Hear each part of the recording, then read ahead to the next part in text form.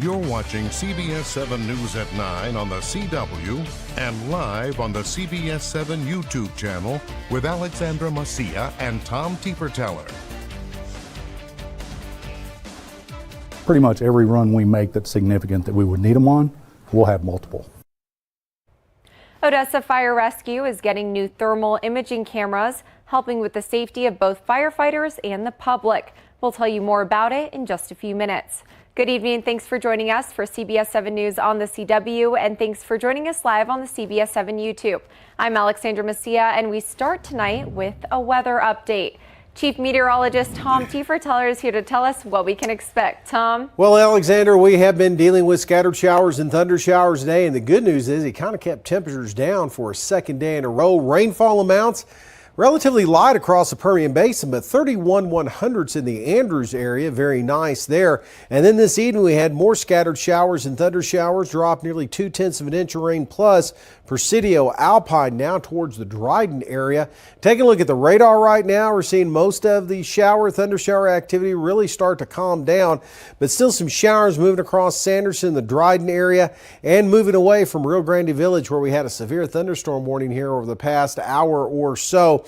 Again, most of the showers very light there across portions of Terrell County at the present time, as high temperatures today held down because of the added rain we had. Only 77 out at the Middle National Air and Spaceport, but plenty of 80s, but really we'll take this. At least it's not 90 to 100 out there. As we take a look at Fort Stockton right now, the current temperatures are into the mid-70s as the thunder showers are moving out of the area. So starting to cool off. Panther Junction had that thunder shower earlier, now at 68. As the winds have been a little gusty around some of the thunder shower activity, calming down. It looks like a break from rain tomorrow before we see more showers and thunderstorms with another cold front by Friday. Tracking crime now, Midland ISD announced earlier today that campus police arrested a student for having a gun and marijuana near the Legacy High campus. A recent update on that situation, according to the city of Midland, 6 more people were arrested after school. Out of the 6 arrested, 2 were juvenile males and 4 were adult males. Everyone involved is in custody on weapon and drug charges.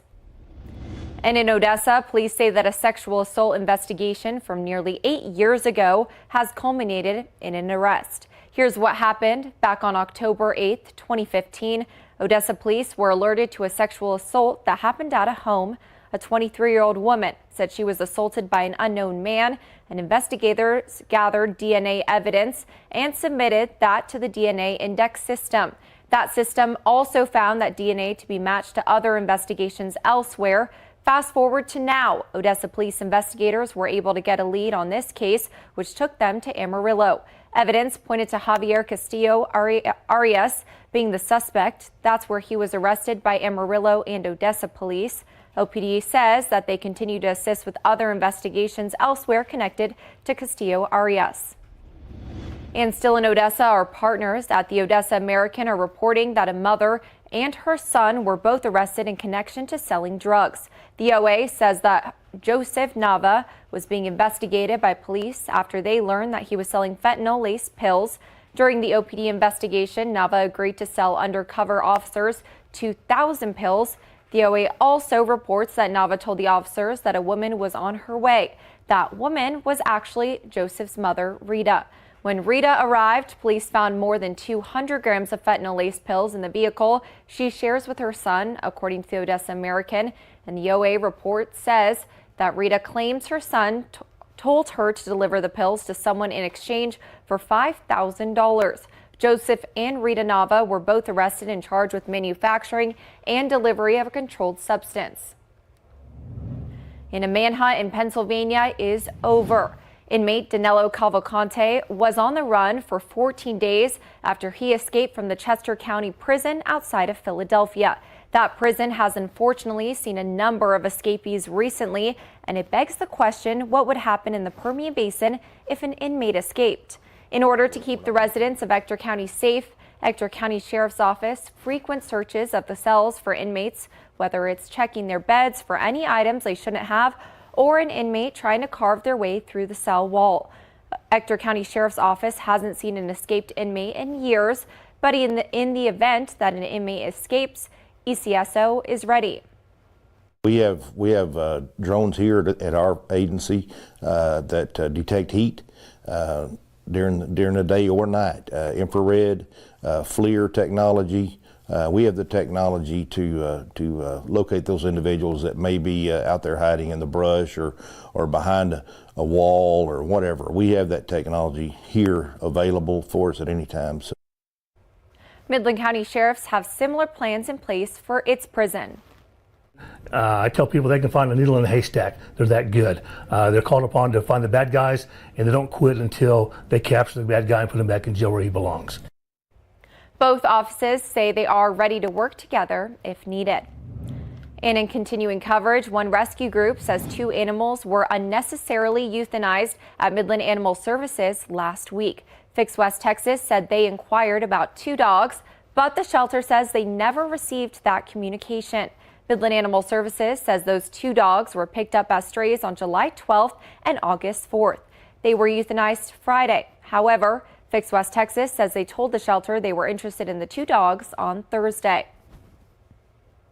Had texted the rescue coordinator at Midland Animal Services on Thursday, stating that we wanted to have a foster do a meet and greet with some dogs. We didn't get a response to that, and then Friday morning we got an email stating that she would be out of the office until the following week. The nonprofit said the fosters showed up on Saturday in an attempt to meet the pets. That's when they found out the dogs had been euthanized. While Fix West Texas doesn't blame the Midland official, they say it's an example of mismanagement throughout animal services. The city of Midland maintains they were not contacted about the dogs. And the Odessa City Council approved the purchase of new thermal imaging cameras for Odessa Fire Rescue. The new equipment is important for the safety of the firefighters and the public.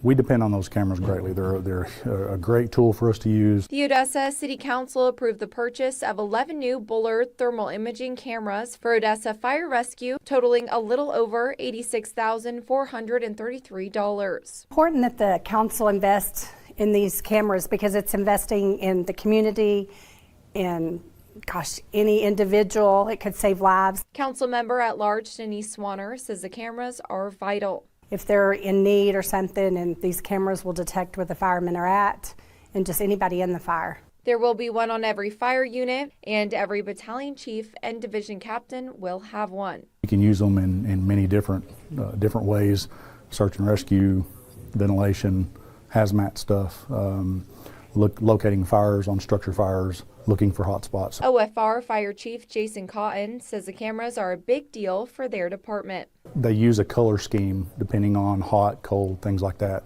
to where they have different settings on them where you can focus in on cold more than you can everything else, or you can focus in on heat-related stuff more than something else. The current cameras have not been replaced in 5 years. They're old, broken, and cannot be repaired anymore. And in your local sports, after 8 months of planning, the nonprofit organization known as Midland Athletic Syndicate has announced its new sports complex. The Midland Athletic Syndicate will be an indoor multi-sports facility that will include fields for soccer, volleyball, basketball, and an open gym. Next to Loop 250, there's a Sound Broadband Stadium, Momentum Bank Ballpark, and fields at the Scarborough Sports Complex. The Midland Athletic Syndicate will be a new addition to the area with a 2-story indoor facility where there will be 6 full-size basketball courts that can convert to 12 volleyball courts and 1 5v5 indoor soccer arena. We're going to be able to host unbelievable tournaments here, draw people in from all over West Texas, bring people from the Metroplex, and keep our dollars kind of here in Midland. It will be around 115,000 square feet and will be used for sports leagues, community events, and possibly used for statewide sporting events. The construction will cost around $35 million, and the funds are all coming from the nonprofit and private donations. And 5 years ago, HMS Fitness gym owner Esmeralda Carrizosa opened her own all-women's gym. Women athletes are able to participate in gym classes at HMS Fitness throughout the week. Esmeralda wanted to have a gym for women to have a comfortable place to work out and where they don't face judgment. She has been a role model for her clients, and she motivates them by telling them to have the right mindset to make a difference in life. Wanted a place for women to feel comfortable to make it an all-women's gym. It was going to be an all-women's gym since we opened. Esmeralda and her father-in-law worked for 8 months to build the gym from the ground up.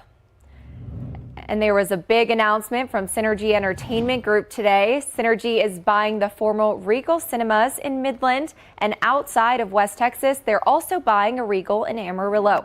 Synergy has not figured out the exact future for the new locations, but say they are working with experts to best use their new properties. The CEO says in part, quote, "We couldn't be more excited to invest in these real estate properties within the communities that we already know so well, and we are invigorated by the opportunity to continue to be a part of these growing communities." The Regal was closed on July 30th.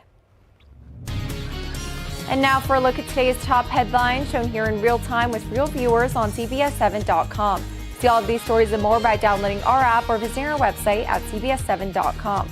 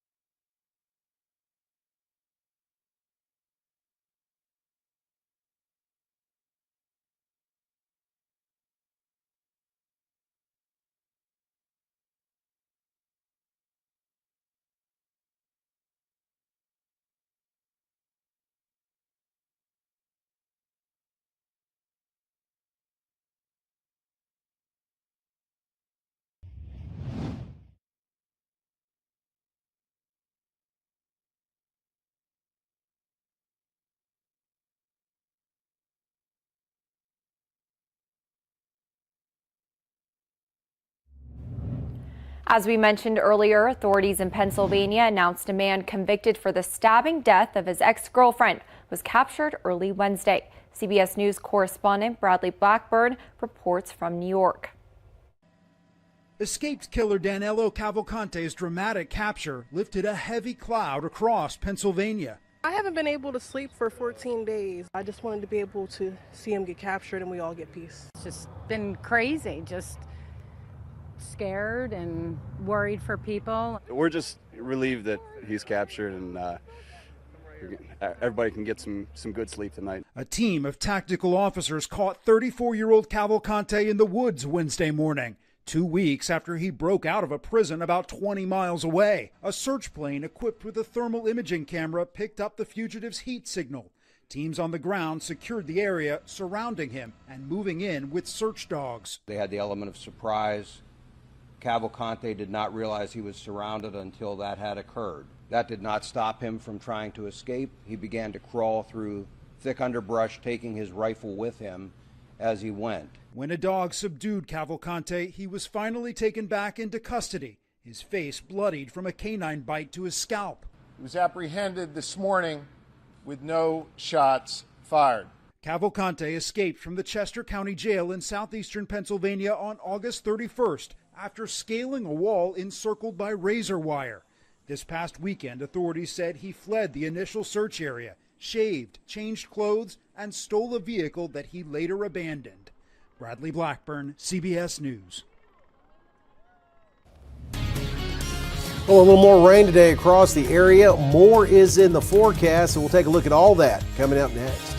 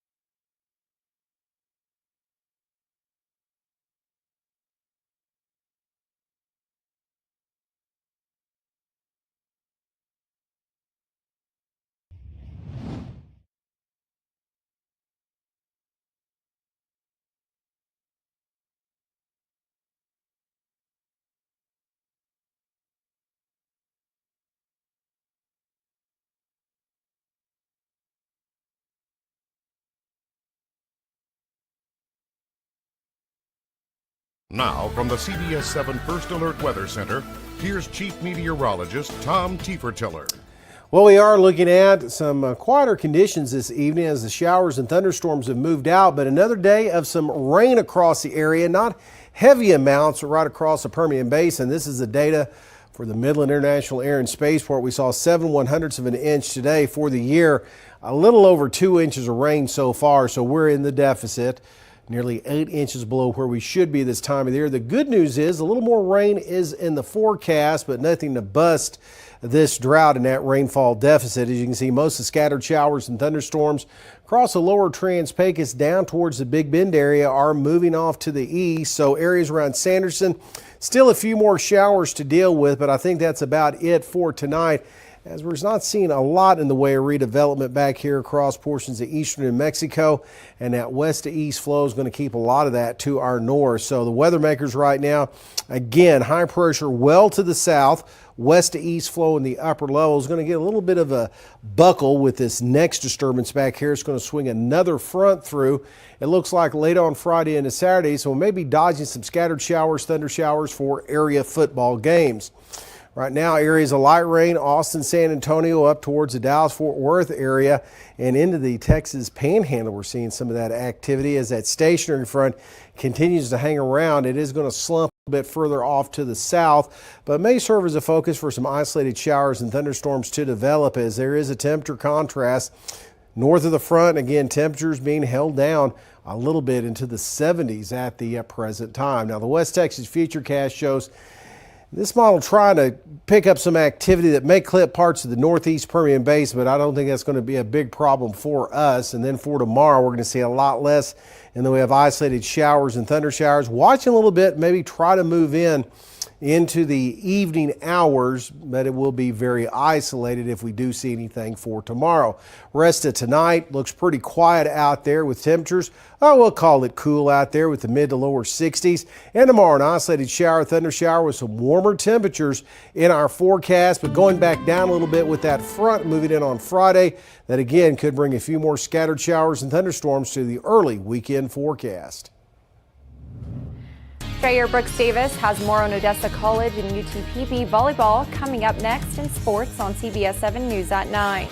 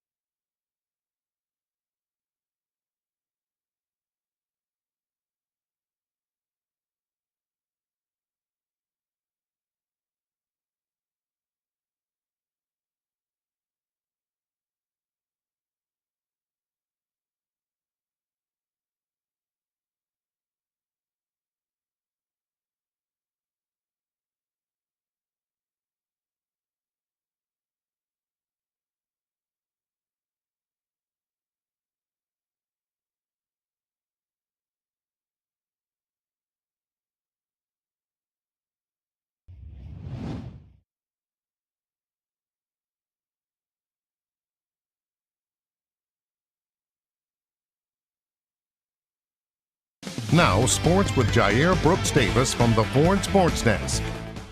The number 4 Odessa College Lady Wranglers have improved to 15-1 to begin the 2023 season. That was all in non-conference play. Everything takes a turn tonight. So the Lady Wranglers face Western Texas College tonight at the OC Sports Center. Head coach Diana Acevedo Rios is thrilled to begin this part of the schedule. Her team entered tonight's matchup ranked number 4 in the country. Now, despite the excitement of the rankings, she wants the team to focus on discipline to remain the same as they enter conference play. That's what our season is about, our conference, and it doesn't matter where we at and what we have done. And I always tell my girls, it doesn't matter what you have done in the past 4 weeks. Once conference starts, is back to zero. It's about how can you stay consistent. It's just kind of like an adjustment of how focused we can stay throughout a longer period of time. So I'm excited to see how they can do. So it's the Wranglers taking on Western Texas College later. We'll recap the score later at 10. And taking it over to UTPB, the Lady Falcons volleyball team holds a 7-1 record, including winning the Iceman Invitational over the past weekend. Head coach Tim Lesh is excited about his team's play and loves his team's progression so far throughout the season. They improved their level of play throughout the weekend, and that's kind of what we had challenged them to do from last week. We had played Angelo State, who's receiving votes, and didn't quite do what we wanted to do there, and we're able to do more of what we wanted to do on offense and defense against Eastern New Mexico and St. Mary's, specifically 2 strong Lone Star teams. And the Falcons will hit the road tomorrow, where they will face off against Lubbock Christian at 6 o'clock. And crossing it over to UTPB football, the Falcons lost on Saturday 35-27 to Western Colorado. Despite the loss, head coach Chris McCullough already knows what to work on going forward and is glad on how they recovered a little this past Saturday. Kind of got punched in the mouth early, started the game down 21-3. But you have to be proud and excited to watch what happened after that point. About halfway through the second quarter, we finally came together and looked like the team that I know we are, and we beat them for 2.5 quarters. We just lost that first quarter and a half and dug ourselves too much of a hole to get back. And the Falcons will be on the road again this Saturday when they head over to Southwest Baptist in their final non-conference game. And that'll do it for now in sports at 6. Stick around for more after the break. Still ahead, a high school soccer match in Minot, North Dakota was disrupted Tuesday after 2 dogs ran out on the pitch.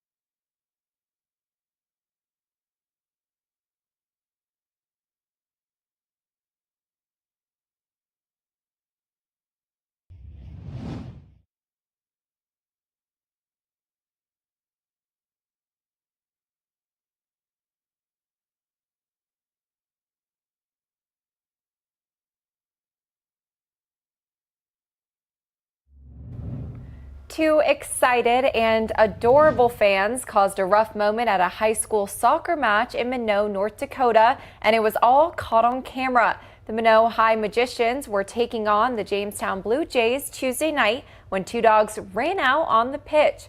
Officials had to pause the game for roughly a minute, which was the perfect amount of time for one pooch to get a belly rub from a player. How exciting. And it's unclear which team the Canines were rooting for, but Minot and Jamestown played to a 0-0 draw. Tom, it seems like maybe they wanted to play in the game themselves. Maybe they did, or were just out enjoying the wide open spaces there in North Dakota. I know. Well, either way, it looks like a lot of fun, and who doesn't love giving a dog a good belly rub? There you go. Kind of a great little pause to the game. Well, we've had some good weather for walking the dog and everything else. Just having to dodge a few showers here and there. That'll be the case tomorrow. Another weak front on the way for Friday. Could put some more rain showers, thunderstorms in the forecast, but look at those temperatures, Alexandra, looking not all that bad. Anytime we stay out of the 90s, that's a win in my book. Does look like those 90s try to come back a little bit next week, but overall, though, looking pretty good here next few days if you don't mind the showers. Thanks for watching CBS7 First Alert News at 9 with CW. We have more news coming up tonight on CBS7 News at 10.